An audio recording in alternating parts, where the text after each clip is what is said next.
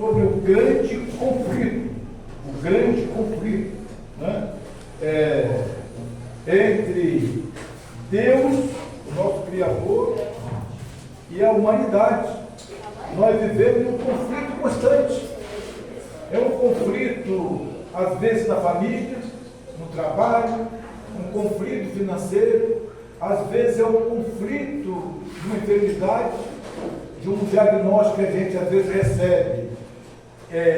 E às vezes, para nós é muito difícil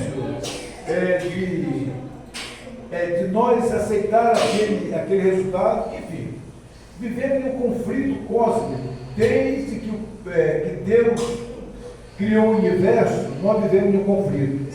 E a pergunta é, aonde começou esse conflito? Aonde começou o conflito? O conflito, a Bíblia diz claramente, começou no céu.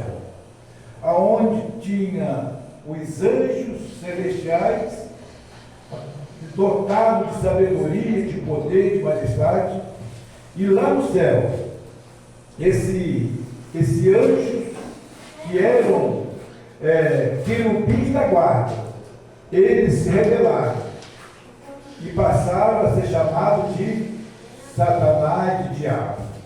Queridos, vamos analisar bem aqui. O plano do inimigo, o ataque do inimigo, os grandes conflitos, é de destruir e desmascarar o nome de Deus. E se Satanás pudesse, ele destruiria o próprio Deus. Mas de outra forma, como que ele consegue atingir a Deus? Ele atingindo a criatura que Deus criou. Não é verdade? Quando anda Paulo, a comparação da Paulo, você é atingida de qualquer forma, Deus, ele sente, ele fica triste, porque nós fomos criados por ele, somos filhos dele. Então é o seguinte, uma mãe, quando alguém ofende um filho, ou bate o filho de alguém, ou esse filho vem até perder a vida, essa mãe não sofre? Muito. Às vezes sofre mais do que o próprio filho. Então, quando o inimigo ele atinge a obra-prima da mão de Deus, que é nós, o próprio Deus também fica triste. E agora vamos ler esse relato aqui em Romanos 1, verso 19 e 32. Eu gostaria que vocês abrissem suas Bíblias e vamos acompanhar esse estudo, essa leitura. Vamos começar no verso 18, no versículo só, não tem problema.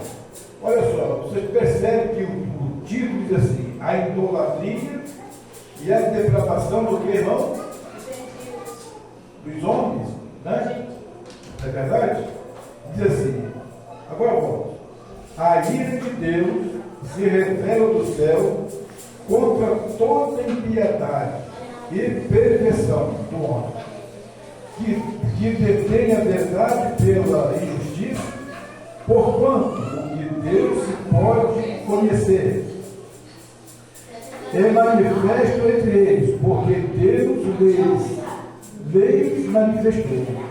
Porque os atributos invisíveis de Deus, assim como o seu eterno poder, como também a sua própria divindade, claramente se reconhecem desde o princípio do mundo, sendo percebido por meio das coisas que foram criadas.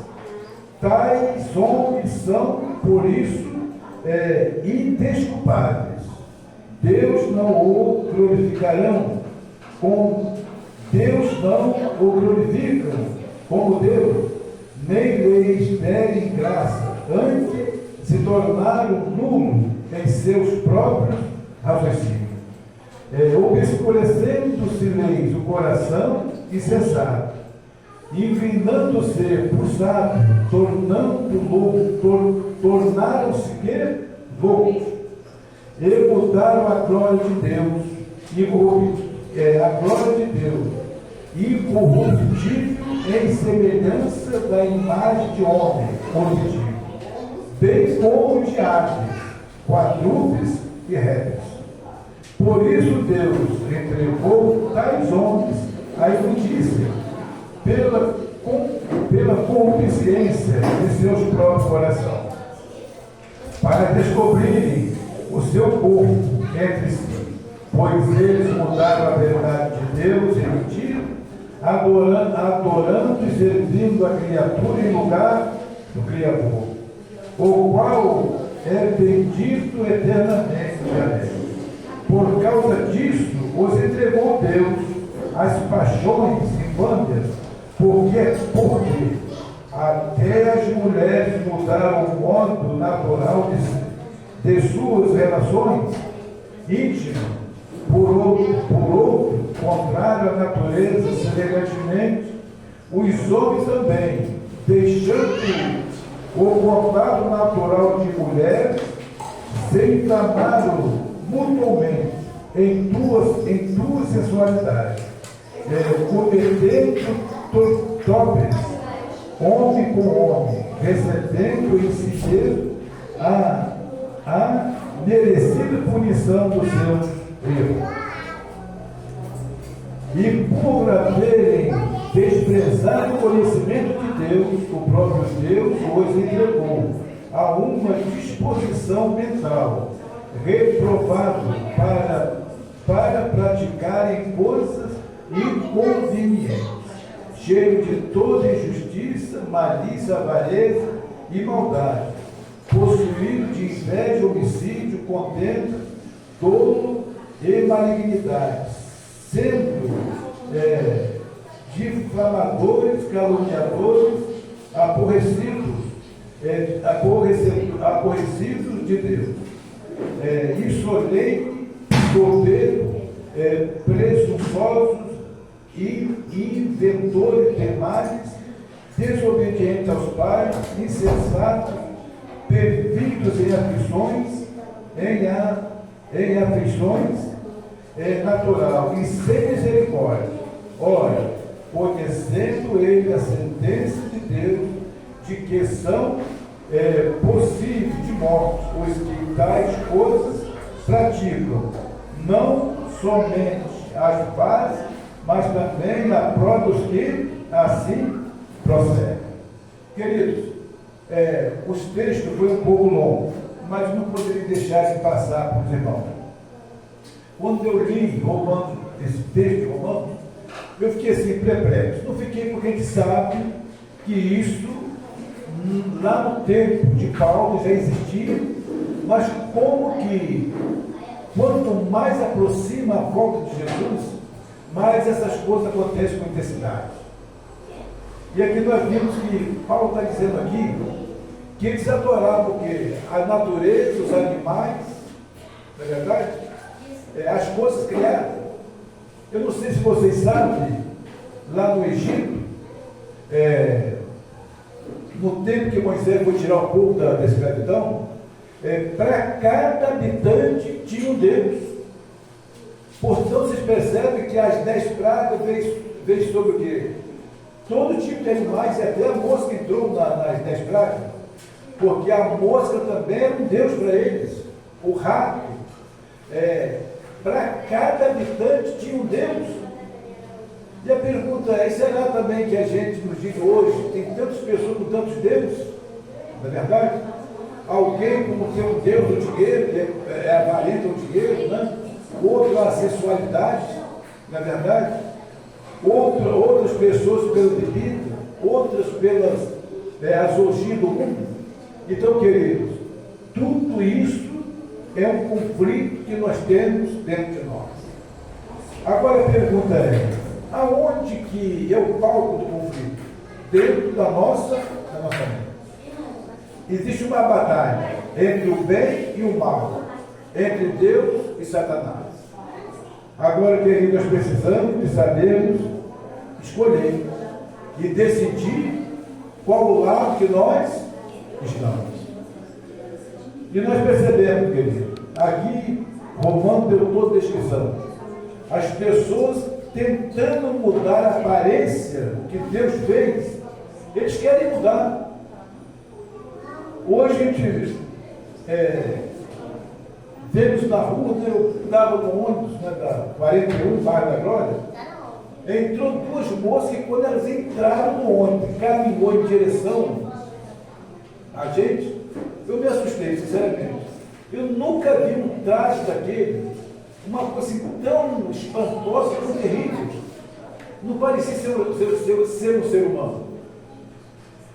Queridos, e Paulo diz que as pessoas lutou da forma natural. Aquilo que Deus colocou em todos os aspectos do ser humano ser humano. Eu pedi para a Ana Paula colocar na tela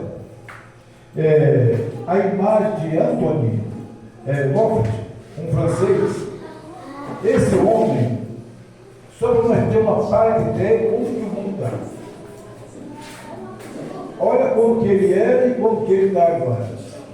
Esse homem ele conseguiu R$1 milhão de reais pelos patrocinadores, pessoas também imbuídas pelo Satanás. E esse homem, ele está querendo bater um recorde de ser mutilado. Agora ele está, a última coisa que ele vai fazer vai tirar as duas pernas dele, já amputou 2 dedos, você vê na imagem, amputou 2 dedos, tirou a orelha, as 2 orelhas, tirou parte do nariz. Ele quer bater o recorde de ser mutilado. E agora ele vai fazer uma cirurgia, vai tirar as 2 pernas e botar 2 pernas na minha frente. Querido, a pergunta é: isso é a obra que Satanás está fazendo. Mas eu não vou mostrar porque para não trazer impacto tão grande. Mas tem muitos brasileiros e pessoas estrangeiras na mesma situação, praticando algo que não foi do plano de Deus. E a pergunta é: isso é um conflito? É um conflito. Um conflito entre Deus e Satanás. Agora, o plano de Satanás é o que? Desfigurar o homem e desmascarar ou tentar denegrir a imagem de Deus. Não é verdade? Vou fazer uma pergunta simples aqui. Eu não sei, alguém trouxe esse jarro que ficou tão bonito. E essa pessoa que colocou esse jarro ficou tão bonito, ficou tão bonito. E se eu chegasse aqui agora e começasse a desfazer, a destruir essas flores, quem trouxe esse vaso como sentiria? Triste, porque eu estou desfazendo algo que a pessoa trouxe para enfeitar esse lugar, ornamentar, e ela se sente feliz com isso. Queridos, nós estamos vivendo um tempo que Satanás está fazendo tudo para negredir a nossa imagem, a imagem e semelhança de Deus. E o conflito, irmão, essa batalha é dentro da nossa mente, esse campo de batalha. Tem um sábio que disse que o maior inimigo mora onde? Debaixo do nosso chapéu. O maior inimigo. E nós, irmãos, para nós vencer essas batalhas, não permitir que os desejos humanos, a vontade do mundo, os prazeres corriqueiros desse mundo, toma posse de nós, precisamos de ter comunhão com quem? Com o Criador.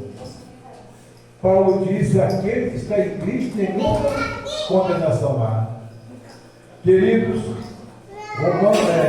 Romanos 5,17 diz que aquele que está em Cristo é nova criatura, as coisas velhas passaram e tudo se faz novo.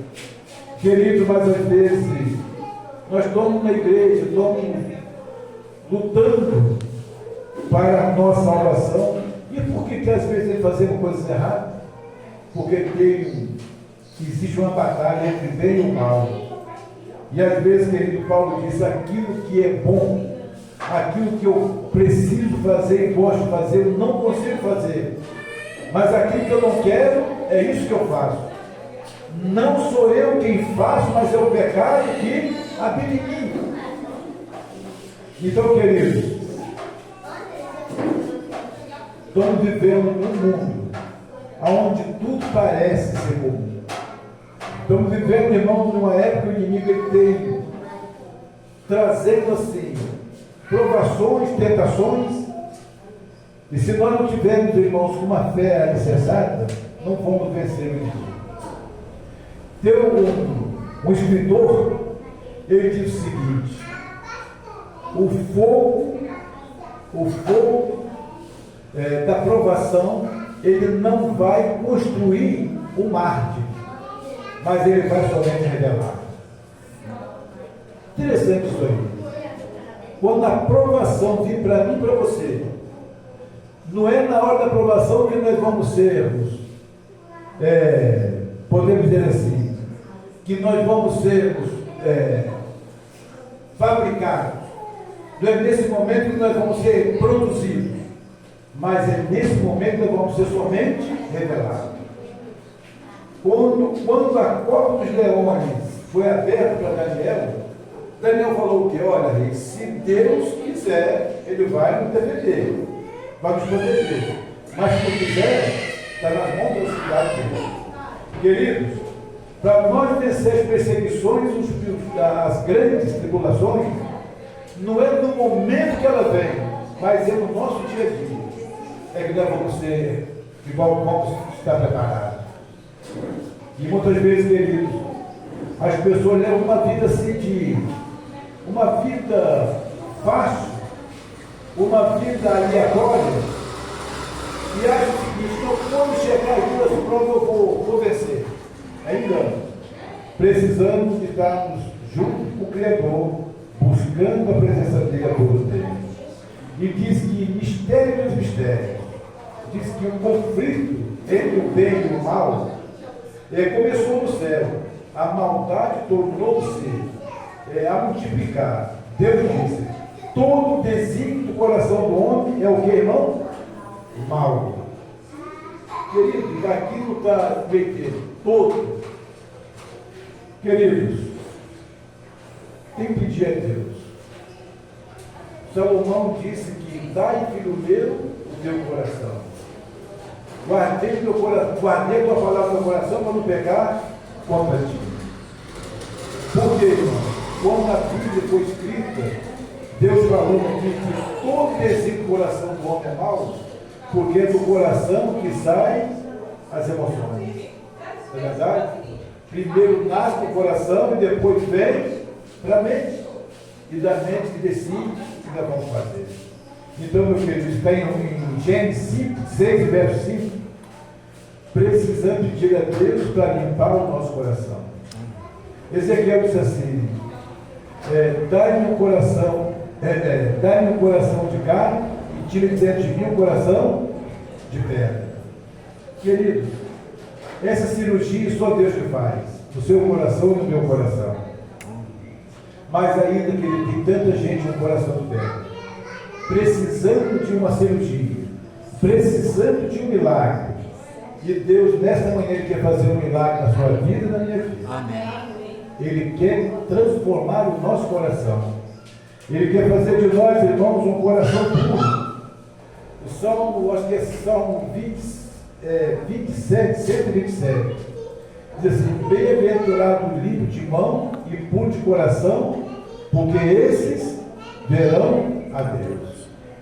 Se não tiver uma mão limpa e um coração limpo, nós não vamos ver a presença de Deus. Queridos, o que é limpo de mão e puro de coração? São as nossas ações, nossos atos. Lembra da lição agora há pouco, né? As nossas ações, as nossas atitudes, ser honesto com isso que nós fazemos, não é verdade?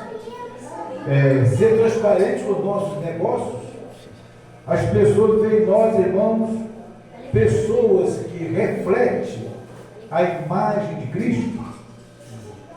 Como os gentios viam na igreja de Corinto, as pessoas fazendo algo tão errado que ficavam perplexos.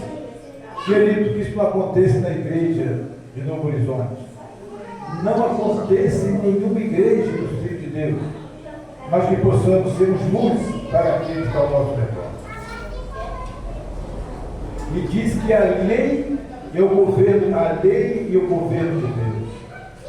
A lei moral de Deus é tão necessária à existência de seu universo, quanto as leis físicas que o mantêm unido e em funcionamento. Vocês percebem, irmãos, que o grande conflito existe até na lei de Deus. que quando o inimigo, a Bíblia diz, aquele que destruir a terra, eu os destruirei. Desde que o Apocalipse diz. Enquanto, querido, que hoje, né, o homem inventou tanta coisa e faz tantas coisas em busca do dinheiro, de se beneficiar da natureza, que a natureza vai acabando. Não é verdade? Eles afligem a lei moral e a lei física da natureza. Isso, querido, também é um grande conflito. E aqui, irmãos, no livro de João, 1 João 3:4, diz que pecado também é o que, irmãos? É transgressão da lei, porque o pecado é todo aquele que pratica o pecado também transgride a lei, porque o pecado é a transgressão da lei. Queridos, o que é transgredir a lei? O que é transgredir a lei, irmãos? É quando o homem, o ser humano, ele sabe o que é certo e não faz. E nós vimos aí, por exemplo, a lei de trânsito. Quando alguém desobedece à lei do trânsito, ele paga, não é verdade? Ou bota a mão no bolso, ou paga com a própria vida. Isso é transgressão da lei. E aqui, irmão, diz assim: vi na terra maior aflição do que nunca testemunhamos. Ouvi o traor dos canhões, o retinido das armas e a luta corpo a corpo, gemido e a oração do moribundo. Esse texto está no livro de Testemunho Seneto para o 88.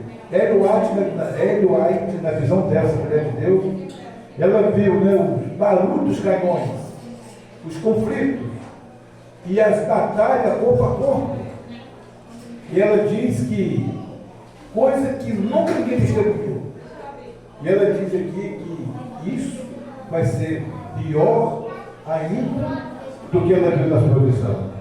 Queridos, eu sempre digo o seguinte: nós estamos vivendo um momento de paz, estamos vivendo um momento de felicidade, liberdade religiosa, mas vai haver um tempo, querido, que as coisas vão se complicar. Vai chegar um tempo, queridos irmãos, que essa igreja não vai poder estar com as portas abertas. Vai chegar um tempo que você vai ter que testemunhar diante da sociedade quem é você. Queridos, é o momento que nós precisamos estarmos seguros nas mãos de Deus, porque, ao contrário, nós vamos ceder aos conflitos do inimigo. Muito tempo eu li uma história que foi verídica. Um comportor, ele saiu para comportar. Ele foi para um lugar bem distante, na zona rural. Ele andando, já anoitecendo, ele não tinha onde se hospedar. De longe, Deus mostrou para ele uma casinha assim. Ele viu uma luz acesa. Esse comportor se aproximou, chegou nessa casa, encontrou uma senhora sozinha, já de idade. Ele explicou para ela o que ele estava fazendo, qual era o objetivo dele. Essa senhora acolheu aquele comportou e ele dormiu, se alimentou. No outro dia ele seguiu sua viagem. E quando o filho dela chegou, era um rapaz assim, por exemplo, muito rígido, uma pessoa assim, criada sem cultura. E perguntou a ela quem que teve lá. Ela falou, explicou para aquele rapaz que foi um comportou, pregou para ela, e que marcou que iria voltar outra vez para dar um estudo para ela. E ele falou: olha, mãe, se esse homem voltar aqui, eu vou matar ele, eu vou tirar a vida dele. Avisa ele se ele não voltar. E no dia seguinte, naquela tarde, o rapaz voltou. Chegou lá, deu um estudo para ela e disse: ah, meu filho, eu vou te falar uma coisa para você. Você não volta mais aqui, porque o meu filho me falou, se você voltar, ele vai tirar a sua vida. Ele é caçador nato, tem armas, ele vai fazer isso mesmo. E aquele rapaz veio para a sua casa, orou a Deus e disse: nada vai me impedir de eu falar do amor de Deus. E eu vou pregar para cada mulher. Pegou o estudo bíblico e a Bíblia foi para dar estudo.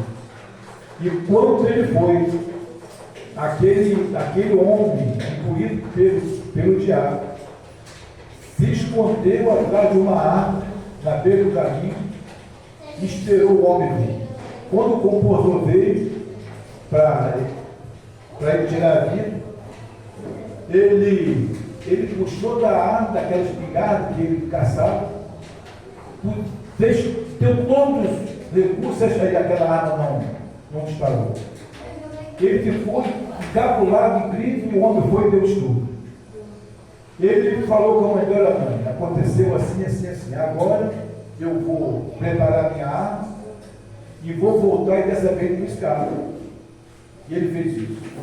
E levou uma foice com ele, porque se a arma falhasse, ele tinha uma outra arma fria para tirar aquele comportamento. Queridos, ele fez essa estratégia e o rapaz novamente voltou. Mas sabe o que aconteceu? Quando veio o comportou, que ele olhou, 2 soldados fortemente armados, um do lado, outro do outro. E aquele rapaz ficou perplexo: como que eu vou tirar desse homem que ele está com 2 soldados do lado dele?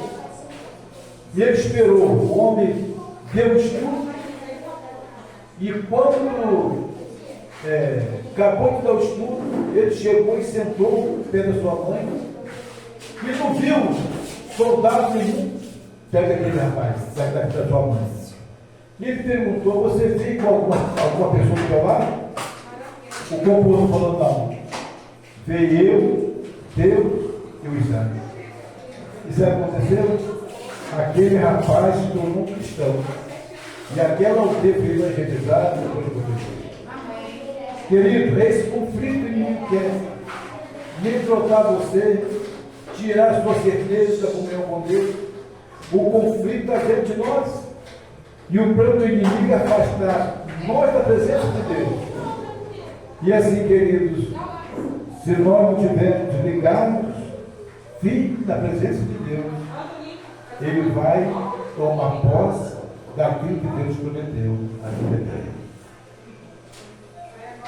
Um outro texto bíblico como eu, para nós finalizarmos, Apocalipse 18, verso 4, nos diz o seguinte: retirai delas, povo meu, para não seres cúmplices em seus pecados, e não participarem dos seus flagelos. Queridos, é tempo de nós remover os ídolos da nossa vida. É tempo, irmão, daquilo que está tomando o seu tempo, não é verdade? Que está tomando o meu tempo. Coisas fúteis, coisas que não tem valor, coisas, irmãos, que não está te agregando nada que venha conduzir você ao céu. É tempo de nós retirarmos. Isaías 52, no verso 11. Quando eu deparei com essa passagem aqui, o tempo é curto, não dá para nós prolongarmos muito. Mas olha só, a Bíblia diz o seguinte: Isaías escreveu aqui, na palavra de Deus assim: retirai vós, sai dela, não toqueis coisas imundas, sai do meio dela, purificai vós, que levais os utensílios do Senhor, não saireis apressadamente, porque o Senhor irá diante de vós, e o Deus de Israel será o quê? A vossa retaguarda. Querido, resumindo aqui, isso aí está falando do segundo cativeiro. O povo saiu do Egito e veio para Israel. E a Bíblia diz que foi tomada a Jerusalém, a Israel, e o povo foi para a Babilônia. E aqui Isaías está descrevendo, irmão, do segundo exílio do povo, e dizendo: vocês saem, mas os que iriam levar os utensílios da casa de Deus, tinham que fazer o que, irmão? Se purificar. Para nós pegar nas coisas santas de Deus, fazer as coisas santas de Deus, nós precisamos nos purificar, não é verdade? Temos tantas histórias, por exemplo, Belshazzar, o neto de Nabucodonosor, quando ele fez aquele banquete, ele pegou os utensílios de Deus, da casa de Deus, para beber e comer. Não foi assim? O que aconteceu, querido? Uma mão invisível escreveu na parede, né? E aquele rei foi fulminado. Aquele homem carregava, que guiaram o carro de boi para carregar a arca do concerto, usa. Quando ele tocou na arca, ele foi o quê? Fulminado. Queridos, o que a Bíblia está me dizendo para você e para mim, que nós precisamos de nos purificar. Eu quero ressaltar um pouco e dizer: esse lugar é santo. Eu creio, eu sei, a gente não está aqui generalizando, mas é um lugar de santidade. É um lugar que nós devemos entrar com reverência, sair com reverência. Aquilo que vem em nossas mãos para nós fazermos, eu tenho certeza que todos os ministros do trabalho de Deus, antes dele tocar em qualquer utensílio que é santo, ele precisa santificar. E a Bíblia fala isso aqui, queridos. E muitas vezes a gente está fazendo as coisas de Deus aleatoriamente. Jeremias 40, verso diz que maldito aquele que faz as coisas de Deus, que não, relaxadamente. Isso às vezes é um conflito que nós carregamos, de fazer as coisas de Deus de qualquer maneira, como eu acho que posso fazer na minha vida. Não é verdade? Queridos, que Deus dê a nós sabedoria. Que este lugar que a Bíblia diz que é chamada casa de oração para todos os povos, que seja um lugar de santidade, que nós possamos santificar as nossas vidas. E ao entrar aqui, como diz a palavra de Deus, retira a sandália dos teus pés, porque esse lugar que você está é o que, irmãos? É santo. Aqui é um lugar santo e sagrado. Queridos, que Deus abençoe. Amém.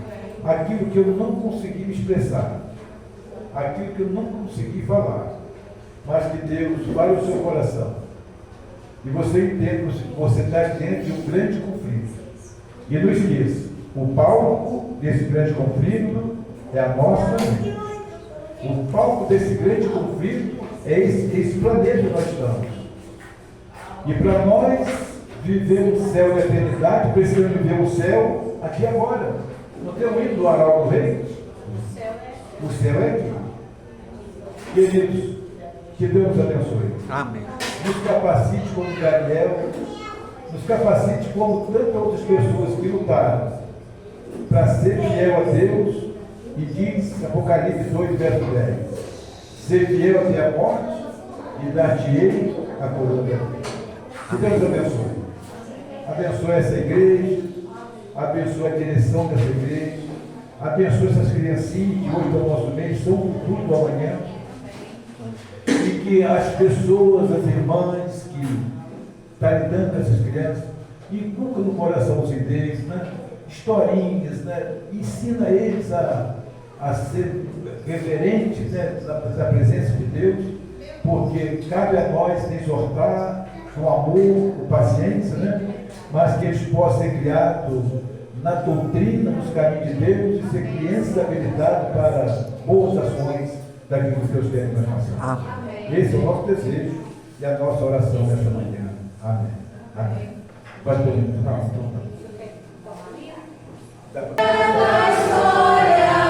Que Jesus deu da glória e no lugar em que morreu, por quantos morreu, ouvi dos seus gemidos, de seus olhos gemidos, eu vim contigo, me prostrei vitoriamente.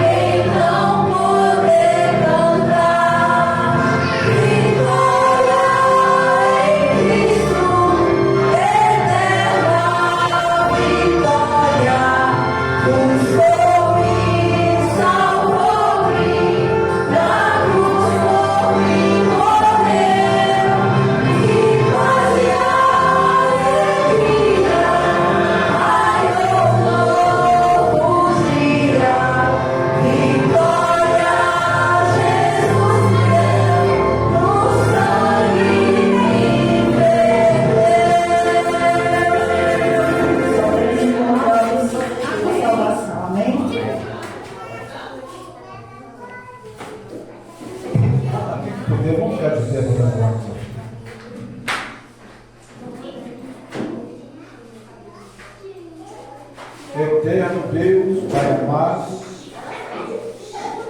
o Senhor que habita no mais altos céus, também o Senhor habita nos corações daqueles que buscam, que clamam. O Senhor conhece as nossas lutas, Senhor, e as nossas batalhas. Batalhas internas e externas, Senhor. Mas o Senhor venceu na cruz do Calvário. E deu a nós, Senhor, esse privilégio de nós sermos vitoriosos pelo sangue de Cristo Jesus. Senhor eterno, tome em tuas mãos essa igreja. Tome em tuas mãos os teus adoradores. Que nós possamos adorar o Espírito em verdade. Amém. Deus bendito, dá a nós, ó Deus, o poder do teu Espírito, para que nós venhamos, ó Pai, cada dia, não desviar desse caminho nem para a direita nem para a esquerda, mas olhando para Jesus como autor e consumador da nossa fé. Pai amado, nós pedimos a Ti, Senhor, que derrame o Teu manto de justiça sobre toda a Tua igreja, sobre todo o Teu povo. Tem tantos irmãos sofrendo pelo Evangelho, tantos irmãos, meu Deus, também sofrendo por liberdade religiosa, meu Pai. Mas nós queremos buscar, Senhor, a Tua presença, nos fortalecer, e no dia, Senhor, que a Tua igreja for perseguida, nós possamos, ó Pai, estarmos irrepreensíveis diante de Ti, e os nossos nomes escritos no livro do Cordeiro. Dar a Tua paz, dar a Tua graça, nos leva, Senhor, a nossos lares, e dar a Tua proteção, porque nós pedimos e te agradecemos no nome de Jesus. Amém. Amém e amém, Senhor.